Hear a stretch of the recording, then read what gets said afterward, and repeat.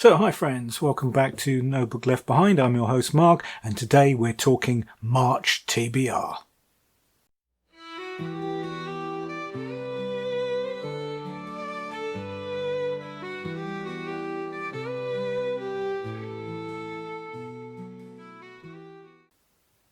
So it's time for my TBR video for March, and with spring just around the corner, will I be switching out the normal gloomy, depressing, weird stuff that I read for some happier, more upbeat material? You bet your life I won't. Now, if you've been following the channel, you'll know that I'm doing a Read What You Own challenge, which currently is 20 books read out of 105 before I can buy any more new books. So February was a great month for quality, not so much quantity, but quality. I read some really great books in February, which I shared in my last video, and I'll put a card up there somewhere so you can click on that if you want. But now the business at hand is to show you my selections for this month. And this is going to start with one of my old favourites. And this is Jeffrey Deaver and his Lincoln Rhyme series. Because if you've been watching the channel, you'll know that I'm a huge fan of it. And I started reading it many, many years ago with The Bone Collector. And then, despite carrying on buying the books, I unaccountably stopped reading them, which was very silly of me. But anyway, I went back to it in January, read The Broken Window, and now I'm going to read Trouble in Mind.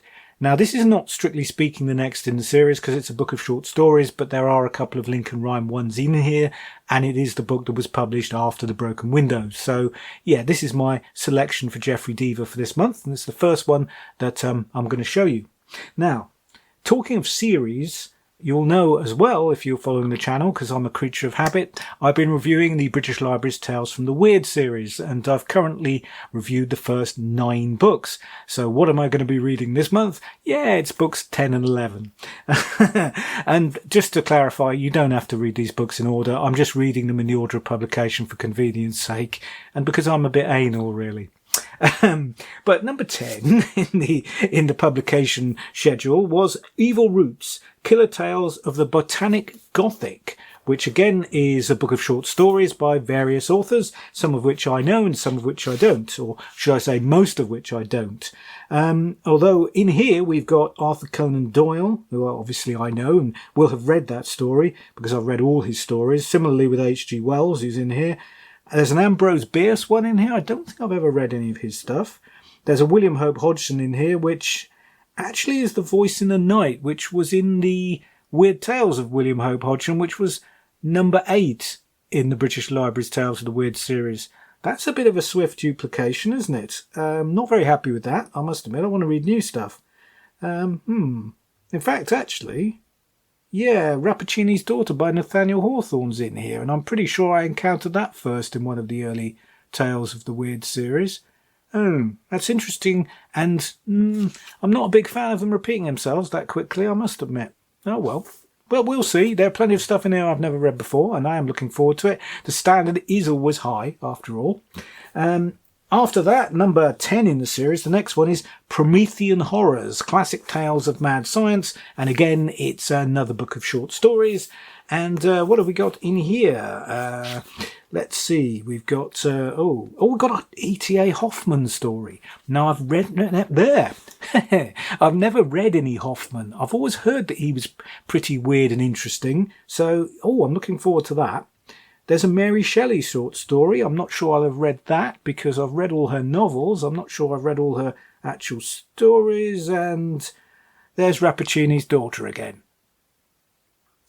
That is disappointing. Come on, British Library, get it together. You don't have to repeat yourselves quite that much. I mean, is that the 3rd time in 10 books this one's featured?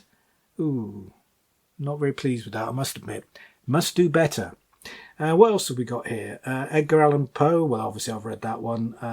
There's Robert Louis Stevenson's The Body Snatcher. That's a great story, but of course I've read it. There's an H.P. Lovecraft. This is a bit more like a greatest hits one again, I'm afraid to say.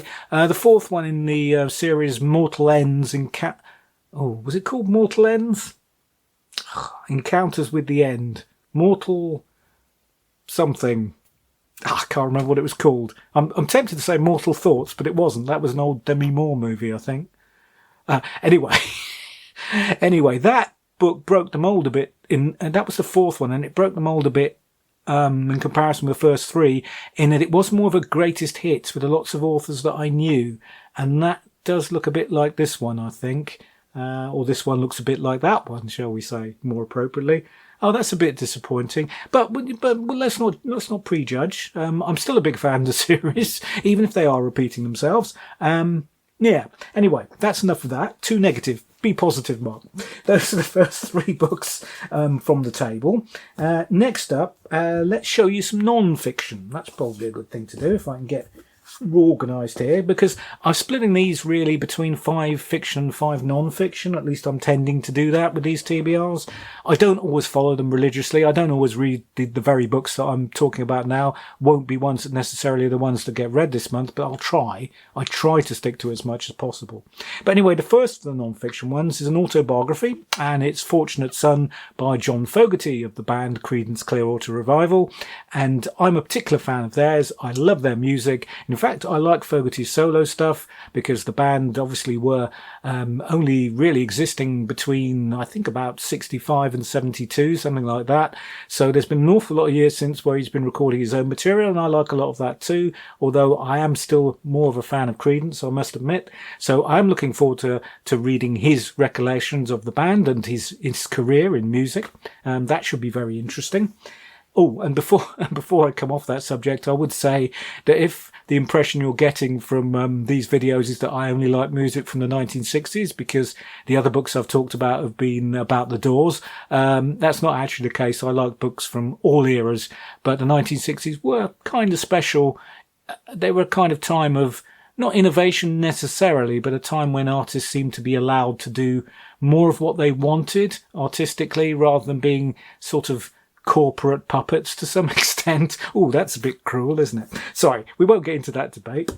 Okay, so those are the first 4. Let's have another non-fiction next. And, well, let's take this one. This is Audrey, Her Real Story by Alexander Walker. This is a biography of the actress Audrey Hepburn, who I'm a big fan of. In fact, the other day, I had a trial membership for Paramount Plus streaming service, which of course I cancelled after the first few days once I'd seen what I wanted to see. And one of the films I wanted to see on there was My Fair Lady, which I hadn't seen for many years. And she was absolutely magnetic in that, as she always was. And she's a great actress too. I mean, she convinced you in that movie that she'd fall for a grumpy old git like Rex Harrison. And that's some damn good acting. So there's that one. Let's do another non-fiction next. And these do tend to all be about films. I am a film nerd, as well as a book nerd, of course. And those two things do cross over here quite a lot. And the next one is basically, let's see, yes, this is the biography of actor Robert Ryan, who was a classic era Hollywood leading man / character actor. He wasn't really leading man material particularly, but he did have a few leads here and there. Most famous probably now for appearing in The Wild Bunch as the lawman out to track the outlaws down. He was also quite famous for being in Billy Budd, which is a most excellent movie. And he had a very interesting life off screen, which I've been given to understand. So as well as being a big fan of his acting, I'm looking forward to reading about that. So I guess it's all movies. This is all movies. Yeah, it is. There's a lot of stuff here that are movies. Have I got 10 here? I have. They all seem to be about films. Oh well, let's do another film one next then, as we seem to be stuck with that. And this is a book by Doyle Greene, which is on Mexploitation cinema. And if you happen to follow my movie blog, linked through the critics section of the IMDb, don't know how that happened, but it did. I actually am a big fan of Mexican movies, particularly movies featuring masked wrestlers and various goofiness and silliness. I can't get enough of them, and this is a book about them, so I'm looking forward to reading that. I've already read a couple of books on the subject, but yeah, this does seem to be another kind of important one in the field, so looking forward to reading that. And let's take some fiction next. There is some left. We're almost through.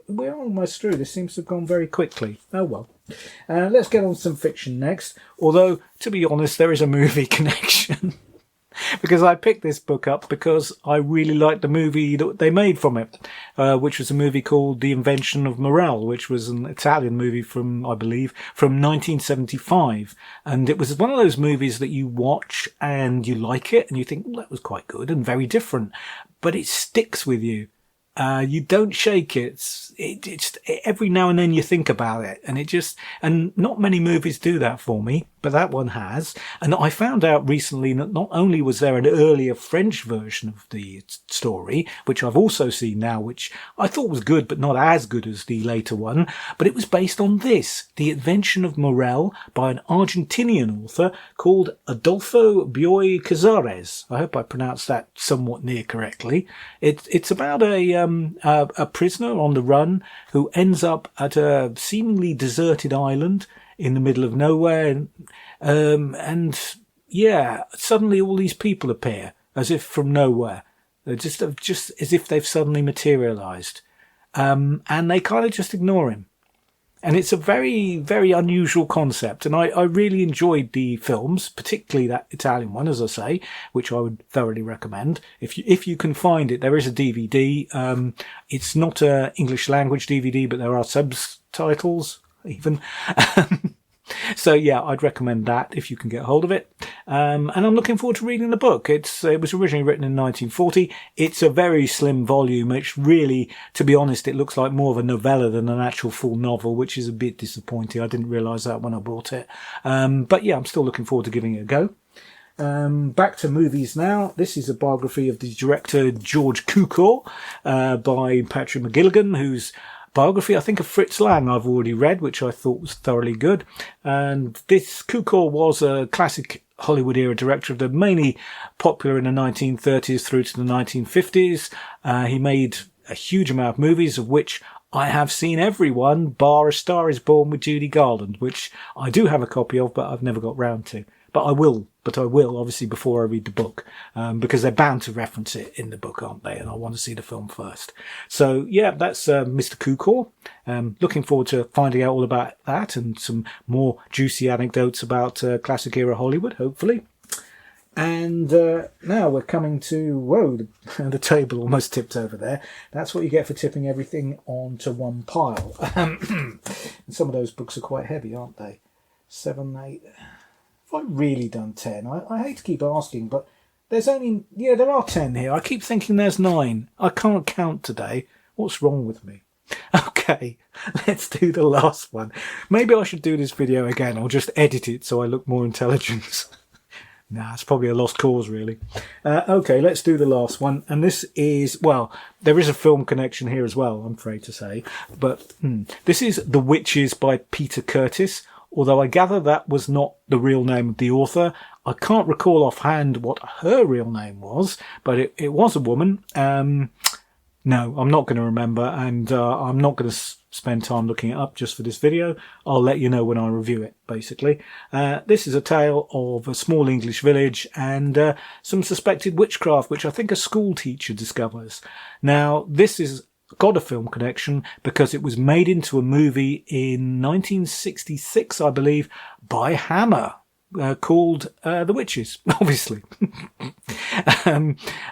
Which starred Joan Fontaine, who was an Oscar winner, but is kind of forgotten. It's one of those Hammer movies that no one ever seems to talk about. I have seen it. It was many, many years ago. It didn't leave much of an impression, but I did manage to pick up a cheap copy of the DVD from eBay, I think. So I will be watching that after I've read this book, and hopefully we'll be enjoying that particular experience. Okay, so that's my somewhat shambolic, rambling TBR video for March. As an excuse, I've actually got an appointment to go to, so that's why I seem to be rushing through this. I'm just trying to get it done. I have got plenty of time, of course. I've got a clock up there, and I know I've got plenty of time, but that doesn't actually prevent me rushing through it. Anyway, yes, my books. What did you think of them then, these selections for March? Have you read any of them, and what did you think of them? Please comment below. I'd love to hear from you. In the meantime, if you'd like to like, subscribe and ring that notification bell, please do. It's much appreciated, although I would certainly not be surprised if you chose not to do that after this particular performance. Anyway, in the meantime, please keep searching through those second-hand bookshops in those back streets of your town. Keep going to those charity sales. Other things. My mind's gone completely blank. Market stalls, that's what I normally say. Market stalls and something else. Because there are treasures out there that only you can find. And lastly, one last message. Good luck, Bruce. Be seeing you.